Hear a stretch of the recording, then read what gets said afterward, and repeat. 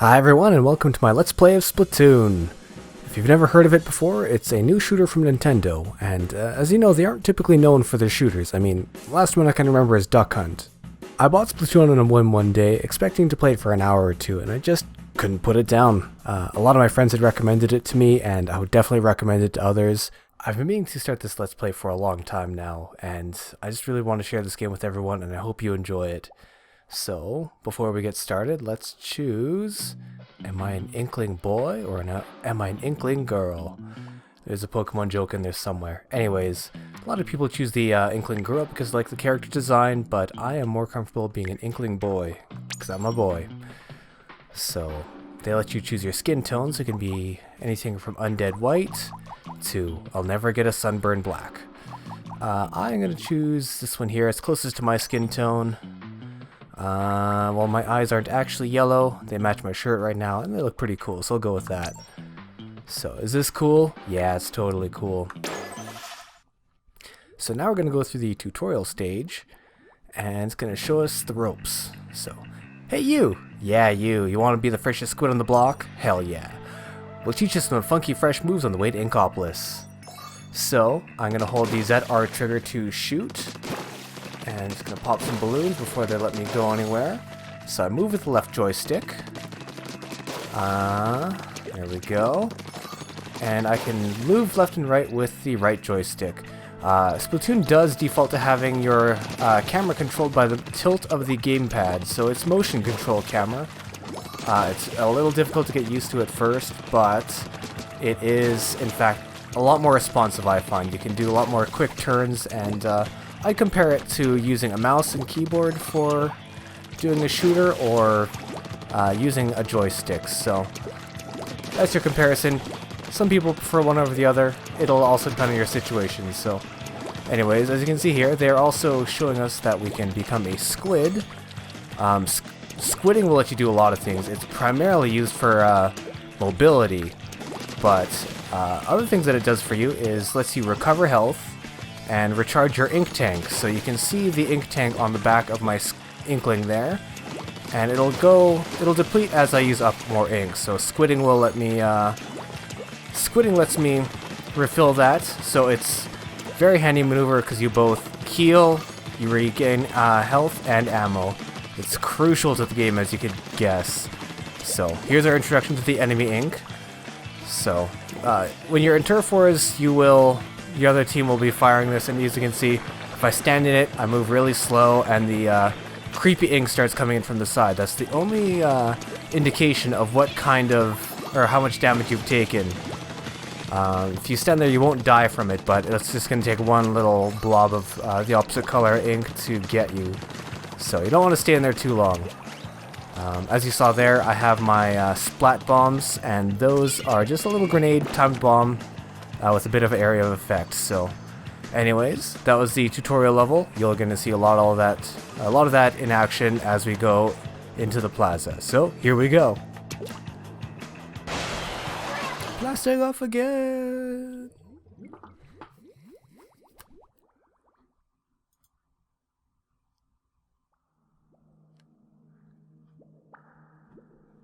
The slow descent into Inkopolis. There's the big tower, some jellyfish up in the tower there.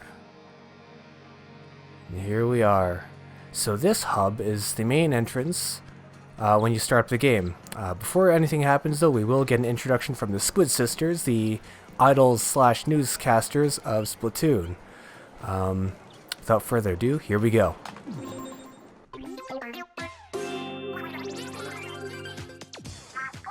Hold on to your tentacles. It's Inkopolis news time! Let's unveil the current regular battle stages. Alright. Palm trees? Aw man, I want coconut ice cream. With a slice of octo pie. That is super ominous. So, how exactly does Judge decide who wins a battle? I have no idea. I think he might have a superpower. And now, the current ranked battle stages. Splattastic. Staring at the ocean is so therapeutic. So is therapy. Oh, Marie. I love dashing across this whole stage with a roller. It's all fun and games until I splat you in the face. Newsflash, newsflash. Oh, what is it? Inkopolis' great Zapfish has vanished. Wait, seriously? If it isn't recovered soon, are we gonna lose power? Oh, I'm sure it'll be fine. Probably. I wonder if it has anything to do with the UFO that crashed. Sounds likely to me. Well, that's all for now. Until next time. Stay fresh! Welcome to Inkopolis. This is the Plaza, where all the freshest folk come to chill like krill. Most Inklings here are obsessed with the hottest sport in Inkopolis. Ink battles! That crazy tall building in front is the Inkopolis Tower. It's the city's most famous landmark. There's a lobby in the first floor of the Inkopolis Towers for online battles. This is Booyah Base, a shopping mall for all your Inkling needs. You can buy all kinds of fresh gear and weapons to use in battle. But check it, the staff in the shops can be a snobby bunch. They won't serve you if they don't think you're fresh enough. Battle Dojo is on the second floor of that building over there.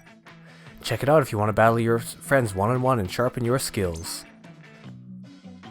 You might want to steer clear of that back alley. Smells a little fishy. That is rude. That is Spike and he has feelings. And next we have... Huh? Who's that creepy old dude? He seems like the type that could get you mixed up in some serious... in something dangerous. Whatever. Why don't you just head over to the lobby in Inkopolis Tower? That's where you can get your splat on. Okay, so that was a lot of information to take in. As I mentioned before, Marie and Callie up there, they give you a newscast every time you turn the game on to let you know what stages are in rotation for online battles. There's only 4 maps total you can play on, and it is randomly selected by the computer. I'll go over the shops when I get there, and we'll give you a tour after this. But first, let's get into some ink battles as they suggest. Welcome to the lobby. This is the place to be for ink battles. You can raise your level and earn that sweet, sweet cash by battling. A higher level will let you access the freshest gear in the shops and play all new battle modes here in the lobby. Get that level up. If you want to buy weapons and gear, you gotta earn some cash first. So if you want the freshest gear, you gotta battle as much as you can. But enough talk, let's get you started with a regular battle. As your level increases, don't forget to check the shops in the plaza. Alright, go get them! If you participate in online battles, your game stats may be published in the game and online. Alright, so as you can see on the left hand side there, it'll show the mode on the top left there. That is Turf Battles, that's for this mode. And it shows the 2 stages available to us. We have Black-Bellied Skatepark and Port Mackerels. 2 of the earliest maps available in Splatoon.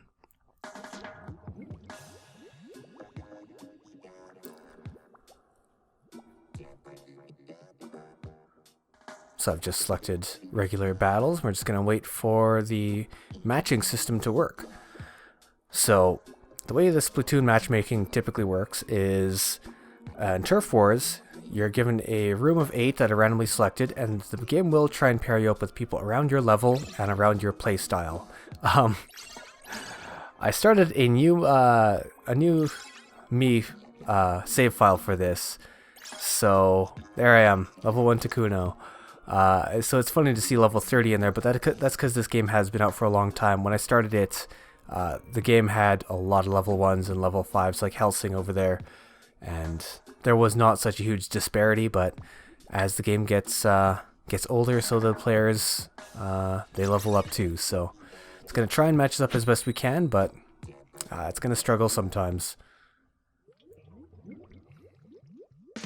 Okay, first Turf War in Port Mackerel. So, the point of Turf Wars is to ink the ground as much as possible. Shows you a preview of the other team there. So I'm literally just going to go around and try and shoot the ground. Now, one thing to note, walls do not count in this. If you ink the walls, it's purely for mobility, and there's no real advantage to it. So, now that being said, there was one newbie around here. I do have a separate save file, as I said, so I am not too new to this. And this will be kind of like punching babies to some degree. So, alright, so the HUD wasn't fully explained in the intro, so I'm going to do that now. So in the top right, you can see I have a special. It's my bubbler, which is a protective shield that prevents any...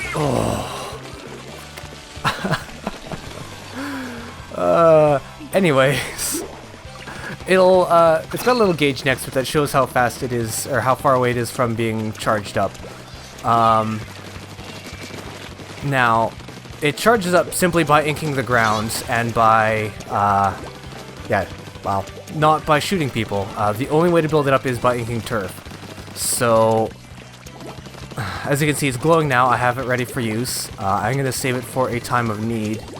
But to do that, I press down on the right joystick, which I use to move the camera around. It's a little bit of a reach, but it's okay overall. Oh, shoot. Oh, shoot. Alright, there we go. Bubble. So now I'm invincible. I cannot be attacked. And it also conveniently refills my ink gauge. So I've got a full tank. I'm invincible. It's overall a good time for me. Not necessarily for my opponents, but that's kind of the whole point. So, as you can see, I'm getting caught up with trying to get this one guy. Oh boy. You're only ever really graded on how much turf you ink up, so it is a tactic to distract people from just inking the ground. But if they can't get out of their spawn point, they're not going to be inking up any turf. So that's something to watch out for. Alright, introducing the rest of the HUD, the display. Oh boy, they are right up in here. Introducing the rest of the display. Oh my gosh, who is shooting me? On the top right. Okay, squid parties. So on top there it shows who's leading. As you can see, the left team, the blue team, is not doing so hot. Because we are getting cornered in here. Timer on the left-hand side, and I'm just going to get in there and ink up some more turf. Things are not looking too good for this round, but what can you do? Man, that was a rude... Once that roller got me from behind the corner, my entire spiel was done. Okay, so as you can see, we didn't win that round, but before we do anything else, I want some revenge. Let's get back in there. So, here's the ranking screen. It shows how much turf you've inked in terms of points. I got enough to level up all my equipment there, or level up my character. It does show how many people you splatted and how many splats you got against other people. But once again, splatting, the only thing that does when you shoot somebody and you splat them, they have a little burst effect of your color ink. So there's not a whole lot of advantage aside from tactical use. Going up against some of the higher levels was a little bit more difficult. Oh, there's another level 1. Asu. Maybe I shouldn't say it on screen, but that's what it reads as. Anyways. Alright, Black-Bellied Skatepark. This one is full of different kinds of ramps. Who do we got here? Okay. Whew. So I'm going to go off on this side here and try and get some turf to the side. Oh my gosh. You can see the ink's lagging a little bit. That's because my connection is a little bit unstable. I had to move my Wii U into a different room to get the recording done, and it's not the greatest for reception. Anyways. Okay, I see the roller up there. I see him up there. I've got my... my gosh. I've got my special charged up, so I'm going to play life a little dangerous and go into their base here. After all, I can always just pop my bubble, get out of there. Not to mention, I do also have a refilled ink tank when I do that, so it's great for getting out of there. So, but yeah, anything else on the HUD? Yeah, so on the bottom left-hand side there, you can see two little directional, or a little directional pad. I can press up on that to send my teammates a little message saying, come on, or booyah if I get a good kill, or what have you. That was a sprinkler. That's a special weapon. What else can I... Whew! This is an intense battle. Just gonna ink up as much as I can. So, as you can see, the stuff in the tutorial is really handy to go through, because mobility is one of the funnest things in this in this game. Oh boy, somebody's here. Somebody's here. The ability to ink up walls is pretty amazing. It gives gives you a lot more options for sneaking up on people or getting away from people. When you are a squid and you stay perfectly still, they can't see you. You do see little ripples in the ink when you are moving through it, so you can't really stealth that way. But, oh, my buddy's jumping to me. But yeah. Anyways, that's about all I have to say about the HUD. Now, I mentioned before there's a sprinkler there that I disabled. Every weapon you get will have a different sub-weapon and a different special. So this one here is the bubble and the splat bomb, that grenade that I have. The sprinkler is a special that just, a sub-weapon that sits on the ground and inks turf for you while you're not even there. I can tell you just from experience, it's that ink brushes sub there. That's one of my favorite weapons. It's frantic, but it's a lot of fun. Anyways, it's great because you can just, well, leave it somewhere high up and it'll get all the turf for you. You can just go off, do your own thing. It does use an awful lot of ink though. So, as I mentioned before, inking walls doesn't do anything aside from let you get around. I'm just trying to make sure I've got enough paths to do my thing. Gonna get in there and try and get the last little bit. So that I feel pretty confident about that. I can see the map on the Wii U gamepad, and yep, here we go. The cat there that is telling us who won and who didn't, that is Judd.